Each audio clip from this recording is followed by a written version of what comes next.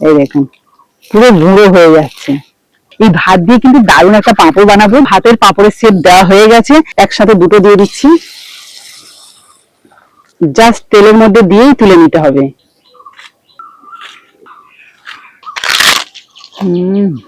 নমস্কার বন্ধুরা, আমি সাবিত্রী। আজকে রান্নাঘরে চলে এসেছি কিছুটা ভাত নিয়ে। এই ভাত দিয়ে কিন্তু দারুণ একটা পাঁপড় বানাবো, যেটা কিন্তু খুব সহজে আর খুব কম সময়ের মধ্যে বানানো যাবে। কারণ এখন যা বাইরে রোদ্দুর, বেশি দিন লাগবে না, মানে একটা থেকে দুটো রোদ্দুরেই কিন্তু সুন্দরভাবে পাঁপড়টাও শুকনো হয়ে যাবে। আর এটাকে সারা বছরও সংরক্ষণ করে রাখতে পারবেন। তাহলে চলুন শুরু থেকে শেষ অব্দি ভিডিওটা দেখুন, আশা করি ভালো লাগবে। আজকে যে ভাতের পাঁপড়টা বানাবো তার জন্য যে ভাতটা নিয়েছি সেটাকে কিন্তু মিক্সিতে পেস্ট করে নেবো। প্রথমে এর মধ্যে দিয়ে দিচ্ছি ছোট বাটির 1 বাটি জল।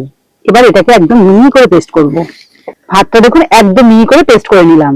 একদম মিহি করে পেস্ট করেছি ঠিকই, তবুও কিন্তু একটু দানা দানা ভাব রয়েছে। আর এই দানাটা যদি থাকে তাহলে কিন্তু পাঁপড়টা একদম ভালো হবে না। তার জন্য কিন্তু এই ভাতের পেস্টটাকে ছেঁকে নেবো। তাই একটা গভীর পাত্রের মধ্যে একটা ছাঁকুনি রেখেছি, তার মধ্যেই সম্পূর্ণ পেস্টটাই ঢেলে দিচ্ছি।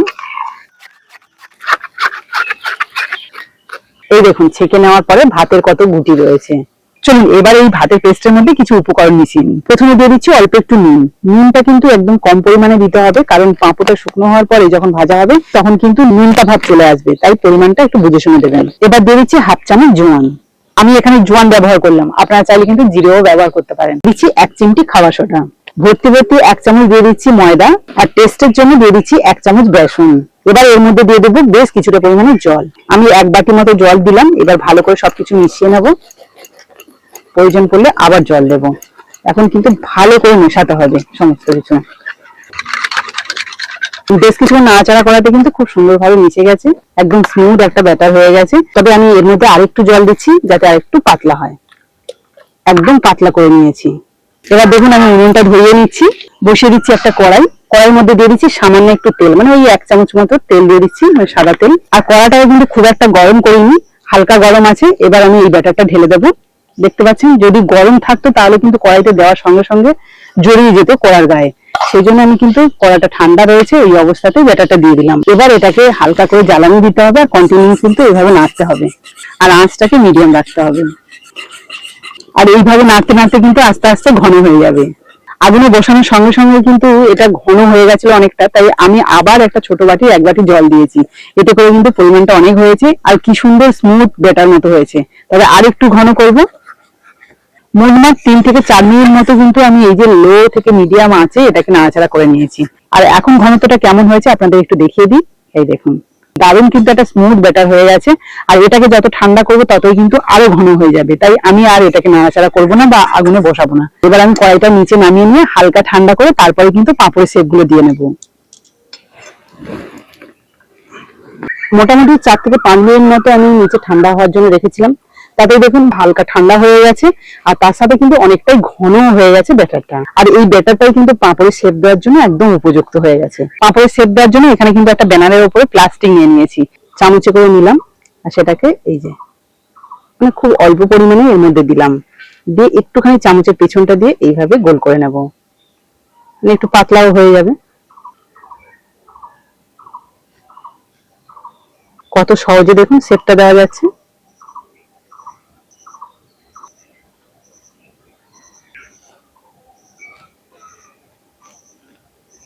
একটা প্লাস্টিকে কিন্তু খুব সুন্দরভাবে পাঁপড়ের শেপ দিয়ে ভরিয়ে দিয়েছি।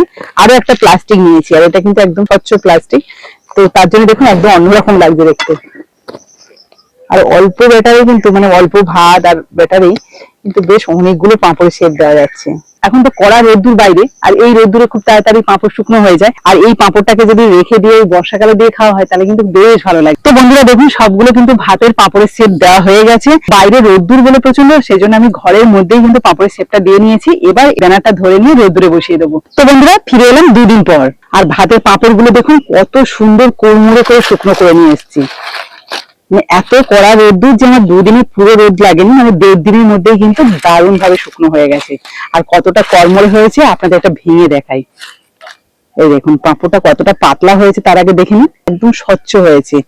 এই দেখুন মানে এখনো পাঁপড় ভাজা হয়নি, শুকনো হয়েছে একদম কড়মড়ে করে।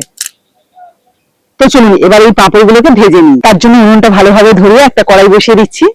কড়াইয়ের মধ্যে দিয়ে দিচ্ছি সাদা তেল। তেলটাকে বেশ ভালো করে গরম করে নিয়েছি। এবার পাঁপড়গুলো ভেজে নেব। এই দেখুন কি সুন্দর ফুলে উঠছে, মানে সেকেন্ডের মধ্যে কিন্তু ভাজা হয়ে যাচ্ছে, আর সঙ্গে সঙ্গেই কিন্তু এটাকে তুলে নিতে হবে সেকেন্ডের মধ্যে, না হলে কিন্তু লাল হয়ে যাবে। এই দেখুন তেলটা বেশি গরম হয়ে গেছিল বলে একটু লাল হয়ে গেছে। একসাথে দুটো দিয়ে দিচ্ছি, জাস্ট তেলের মধ্যে দিয়েই তুলে নিতে হবে। এই দেখুন